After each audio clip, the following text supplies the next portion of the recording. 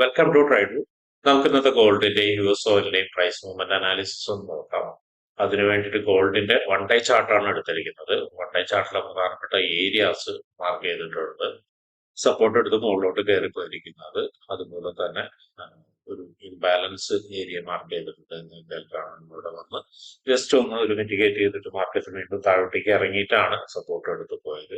വീണ്ടും ആ ഏരിയയിലേക്ക് ഇന്നലെ മാർക്കറ്റ് വന്നതിന് ശേഷം ഒരു നല്ല രീതിയിലൊന്ന് ഒരു റിയാക്ഷൻ കിട്ടിയിട്ടുണ്ട്. അതിന് കണ്ടിന്യൂഷൻ എന്ന രീതിയിൽ ഇന്ന് മാർക്കറ്റ് ചെറുതായിട്ട് താഴോട്ടേക്ക് ഇറങ്ങുന്നുണ്ട് ഇപ്പോൾ.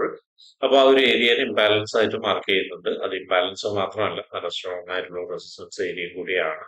പിന്നെ അതിന്റെ മുകളിൽ മറ്റൊരു റെസിസ്റ്റൻസ് ഏരിയ ഉണ്ട്. അവിടെ നോക്കിയാൽ കാണാം മൾട്ടിപ്പിൾ ടൈം മാർക്കറ്റ് വന്ന് ഹിറ്റ് ചെയ്ത് താഴോട്ടേക്ക് ഇറങ്ങിയത്. അത് ഇത്രയാണ് പ്രധാനപ്പെട്ട ഏരിയാസ് വൺ ഡേ ചാർട്ടിൽ മാർക്ക് ചെയ്തിടുന്നത്.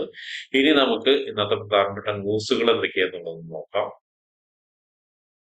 ഇന്ന് യു എസ് ടിയിൽ അത്യാവശ്യം പ്രധാനപ്പെട്ട ന്യൂസ് വരുന്ന ഒരു ദിവസമാണ്. നോക്കിയാൽ കാണാം ഇന്ത്യൻ സമയം 6:45 ADP non farm employment change വരുന്നുണ്ട്. അതിന്റെ പ്രീവിയസ് ഫിഗർ വരുന്നത് 146K ആണ്.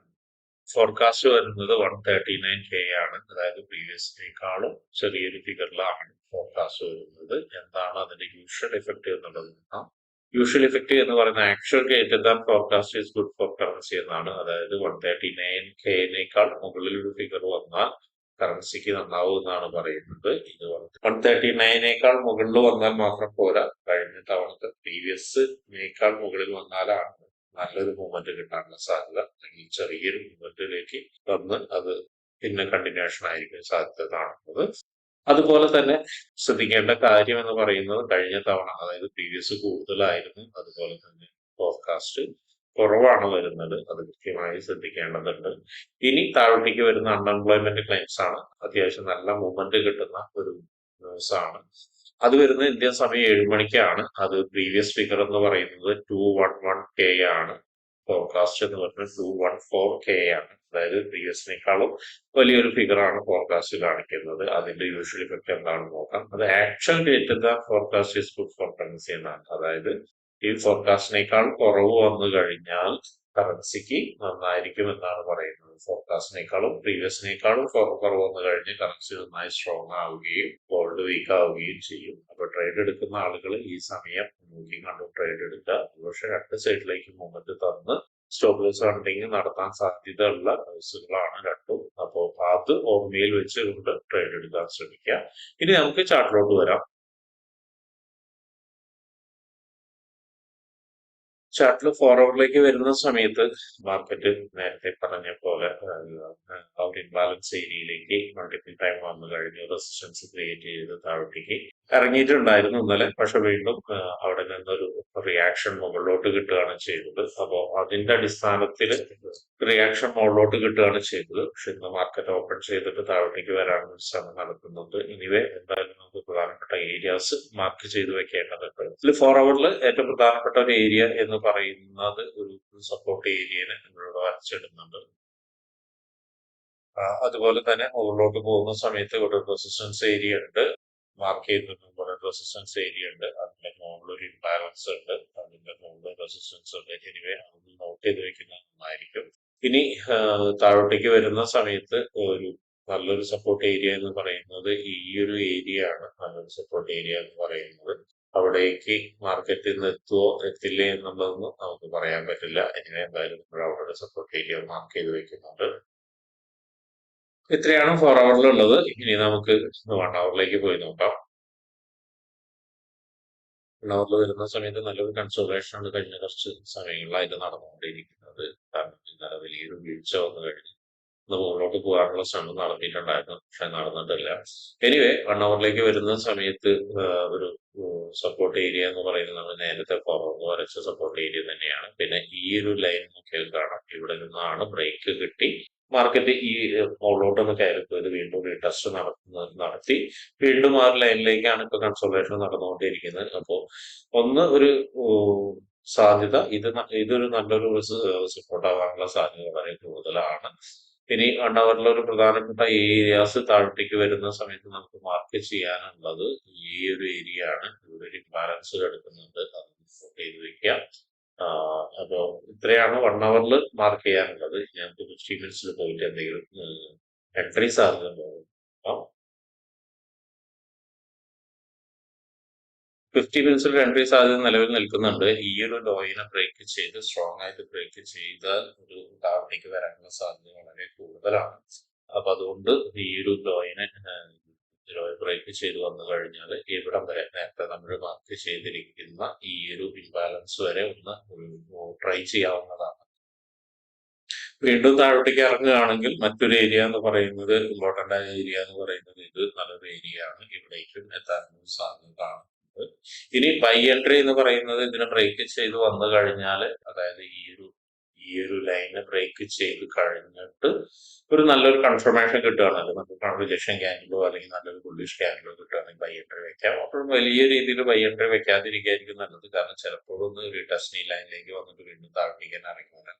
ഇനി ഇതിന്റെ മുകളിലോട്ടൊക്കെ പോവുകയാണെങ്കിൽ മാത്രം നമുക്ക് ഒരു വലിയ രീതിയിലേക്ക് ടാർഗറ്റ് ചെയ്യാം. അതായത് ഈ ഒരു ലെവലിലേക്ക് ടാർഗറ്റ് വെക്കാവുന്നതാണ്. ഇവിടെ നോക്കിയാൽ കാണാം നല്ലൊരു സപ്ലൈ നടന്ന ഏരിയ ആണ്. പക്ഷെ ഇവിടേക്ക് എത്തുന്ന സമയത്ത് ഒരുപക്ഷെ അത് വീണ്ടും റിവേഴ്സലിന് സാധ്യത കൂടുന്നുണ്ട്, അല്ലെങ്കിൽ വലിയൊരു റിയാക്ഷൻ കിട്ടാനുള്ള സാധ്യത ഉണ്ട്. അപ്പൊ ഇവിടേക്ക് എത്തുന്ന സമയത്ത് സൂക്ഷിച്ചു ഒരു ട്രേഡ് എടുക്കാവുന്നതാണ്. അതായത് ഇവിടെ നിന്ന് റിവേഴ്സൽ അതല്ലെങ്കിൽ റിയാക്ഷൻ പ്രകാരം സ്കാൽപ്പിംഗ് ഒക്കെ നോക്കാം.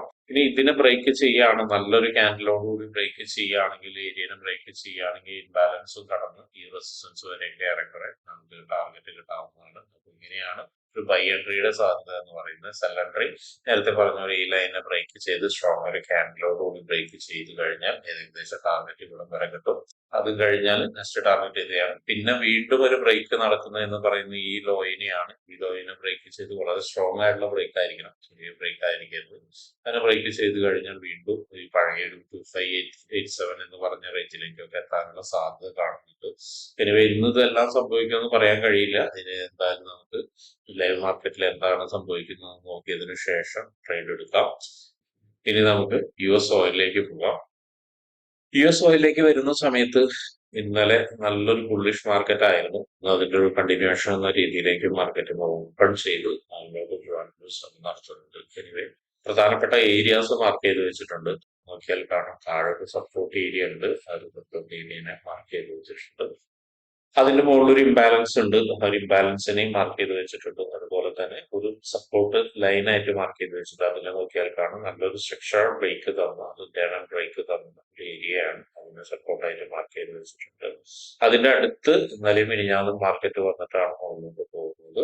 പിന്നെ മുകളിലോട്ട് പോകുന്ന സമയത്ത് ഒരു ഹൈനെ റെസിസ്റ്റൻസ് ആയിട്ട് മാർക്ക് ചെയ്ത് വെച്ചിട്ടുണ്ട്. അതുപോലെ തന്നെ ഒരു റെസിസ്റ്റൻസ് സോണായിട്ട് മാർക്ക് ചെയ്ത് വെച്ചിട്ടുണ്ട്. നോക്കിയാൽ കാണാം അവിടെ ടൈം മാർക്കറ്റ് വന്നിട്ട് ഹിറ്റ് ചെയ്ത് താഴോട്ടേക്ക് ഇറങ്ങി വന്ന ഏരിയ ആണ്. അപ്പൊ അതിന് റെസിസ്റ്റൻസ് ആയിട്ട് മാർക്ക് ചെയ്ത് വെച്ചിട്ടുണ്ട്. അപ്പൊ ഇത്രയാണ് US ഓയിലിൽ മാർക്ക് ചെയ്ത് വെച്ചിരിക്കുന്നത് 1 ഡേ ചാർട്ടിൽ. ഇനി 4 ഹവറിലേക്ക് പോകാം. 4 ഹവറിലേക്ക് പോകുന്ന സമയത്ത് ഇവിടുത്തെ ഒരു ഇംബാലൻസ് അതുപോലെ തന്നെ നിൽക്കുന്നുണ്ട്. താഴെ ഒരു ഇമ്പോർട്ടന്റ് ആയ ഒരു സപ്പോർട്ട് ഇവിടെ ഉണ്ട്. അതിന് ജസ്റ്റ് ഒന്ന് മാർക്ക് ചെയ്ത് ഇതുപോലെ ഇങ്ങനെ മാർക്ക് ചെയ്ത് വെക്കുന്നുണ്ട്. ഇനി മുകളിലോട്ട് പോകുന്ന സമയത്ത് 4 ഹവറിൽ ഇവിടെ ഒരു സപ്പോർട്ട് ഏരിയ ഉണ്ട്.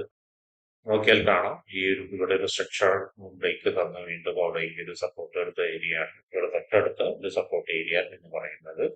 ഇനി മുകളിലോട്ട് പോകുന്ന സമയത്ത് ഇവിടെ ഒരു ഇംബാലൻസ് ഉണ്ട്. അതിനെ മാർക്ക് ചെയ്തെടുക്കുന്നത്. ഇനി മറ്റൊരു ഇതെന്ന് പറയുന്നത് ഈ ഇന്നലത്തെ ഹൈ ആണ്. അതിനൊന്ന് ജസ്റ്റ് ഒന്ന് മാർക്ക് ചെയ്തെടുക്കുന്നുണ്ട്. ഹൈ എന്ന് പറഞ്ഞിട്ട് ഡേ ഹൈ. അപ്പൊ ഇത്രയാണ് 4 ഹവറിൽ മാർക്ക് ചെയ്യാനുള്ളത്. ഇനി ഈ ഒരു ഏരിയയിലേക്ക് പോകുന്ന സമയത്ത് ഇവിടെ ഒരു ഇംബാലൻസ് ഉണ്ട്. ആ ഇംബാലൻസിൽ നിന്നാണ് ഇന്നലെ താഴോട്ടേക്ക് ഇറങ്ങി വന്നത്. പിന്നെ ഇവിടെ ഹൈ നേരത്തെ മാർക്ക് ചെയ്ത് ഹൈ മാർക്ക് ചെയ്തിട്ടുണ്ടായിരുന്നു. ഇവിടെ ഒരു ഇംബാലൻസ് ഉണ്ട്. അതൊന്ന് നോക്കി വെക്കുന്നത് നന്നായിരിക്കും. ജസ്റ്റ് ഒന്ന് ഇവിടെ മാർക്ക് ചെയ്തിടാം. ഓക്കെ, അപ്പൊ ഇത്രയാണ് 4 ഹവറിലുള്ളത്. ഇനി നമുക്ക് 1 ഹവറിലേക്ക് പോവാം. 1 ഹവറിലേക്ക് വരുന്ന സമയത്ത് നമ്മൾ നേരത്തെ മാർക്ക് ചെയ്തിരിക്കുന്ന ഒരു ഇംബാലൻസ് അതുപോലെ തന്നെ നിൽക്കുന്നുണ്ട്. അപ്പൊ ആ ഒരു ഏരിയ അതുപോലെ തന്നെ മാർക്ക് ചെയ്ത് വെച്ചിട്ടുണ്ട്. പിന്നെ അതുപോലെ തന്നെ ഇവിടെ ഒരു ഹൈ, നേരത്തെ പറഞ്ഞത് തന്നെ ഹൈ ഉണ്ട്.